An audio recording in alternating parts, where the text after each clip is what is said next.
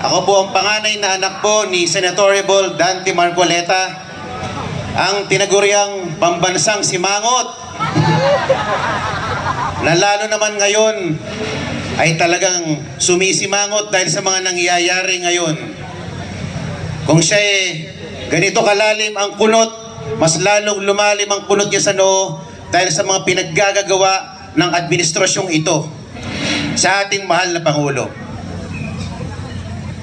Sino po sa inyo dito ang nabudol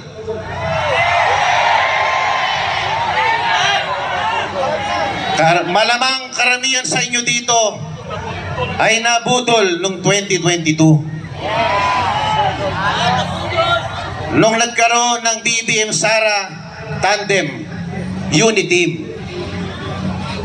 Akala natin, buong akala natin, si BBM will redeem their name because for 37 years ay sinira ng kanilang mga kalaban sa politika. Sabi nila, never again. 37 years silang sinisira ng mga kalaban.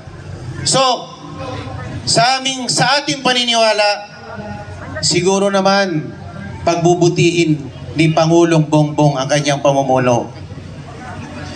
2022, lumipas ang 6 na taon. Nag-aantay ako. 2023, nakanganga pa rin ang mamamayang Pilipino. Ano na, President Bongbong? Nag-isip ako, baka naman naghahanda pa. Baka naman naghahanda pa ng kanyang pinaka matindi na launch at paglilinis ng kanyang pangalan.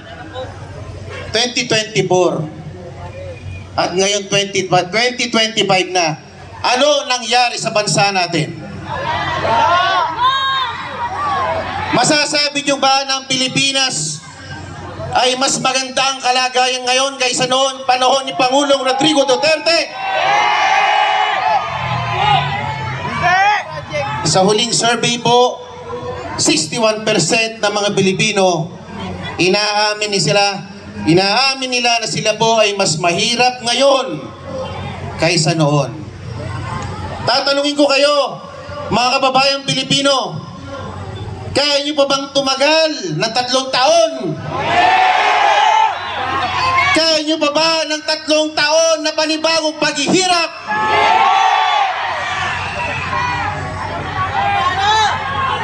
Akala kasi niya, popular siya nung nanalo siya noong 2022.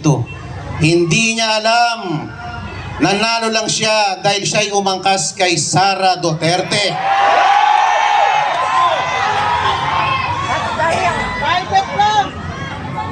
Hinihintay natin, ano bang gagawin niya sa bagong Pilipinas?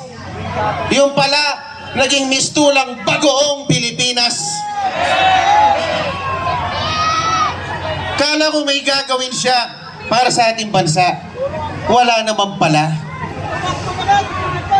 Mas gusto niya lang palang namamasyal, nanonood ng Formula 1 Grand Prix racing sa iba't ibang bansa. Ano ba naman ito? Ito ba ang gusto natin na Pangulo? Akala siguro niya, 2022 nga nanalo ko. 37 years nang sinira ang pangalan ko, nanalo pa rin ako. Dadaanin ko lang ito sa magandang marketing at social media. Makakabalik na naman ako. Tama ba yun? Papayag ba tayo mga Pilipino? Madadaan pa sa social media pag nagugutom na ang mga Pilipino? Hindi siguro.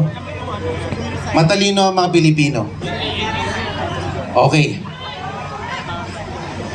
Sorry, I'm carried away, Ma'am Hana.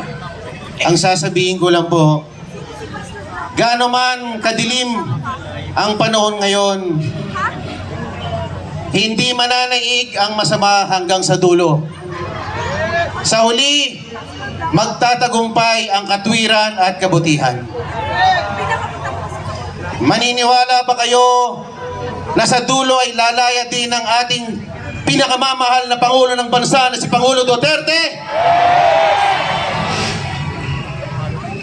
Ako po, bilang isang simpleng mamamayan, nananawagan po sa mga kawani ng gobyerno, sa mga pulis na nagbabantay sa atin ngayon, at sa mga kasandaluhan ng Pilipinas.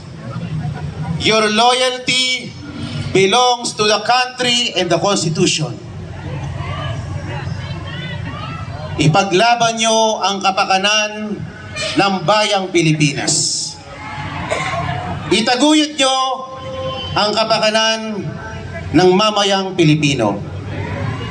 Magandang gabi po sa inyong lahat at maraming salamat po.